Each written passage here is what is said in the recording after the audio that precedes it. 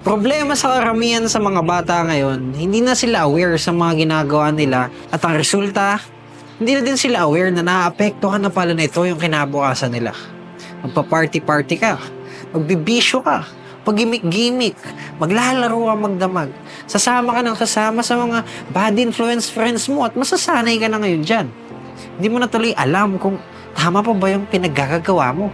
Akala mo lang tama kasi nagiging masaya ka eh. Pero oo, masaya naman talaga yan. Maganda na na-enjoy mo yung kabataan mo. Pero ang tanong, paano ka na kapag dumating na sa puntong natapos na ang panahon para magsaya at wala nang makakasagip sa'yo? Ngayon, pag-isipan mo, ikaw na nanonood nito, napapaganda ka pa ba sa mga pinaggagawa mo?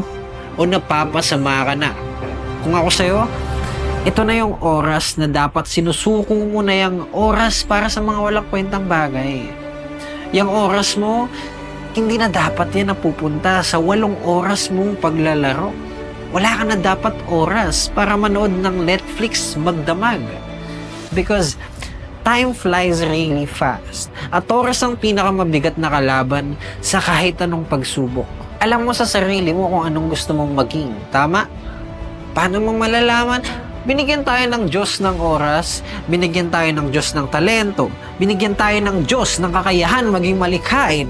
At hindi yan pwedeng ginagamit mo lang sa social media para gumawa ng memes at mag-post ng mga walang kwentang bagay at puro kalokohan. Kailangan gamitin mo yan para gumawa ng mas makabuluhang bagay. Dahil yung binigay sa yung oras ng mundo, nagagamitin mo lang sa walang kakwenta-kwentang bagay, yan din ang magdadala sa'yo sa walang kwentang buhay.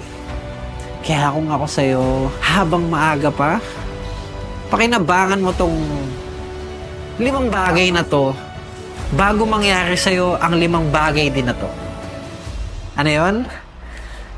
Pakinabangan mo yung kabataan mo bago ka tumanda. Yang kalusugan mo bago ka magkasakit. Yang kayamanan mo bago ka maghirap. Yang free time mo bago ka maging busy. At pakinabangan mo yung buhay mo bago ka mamatay. Nag-iisa lang yan.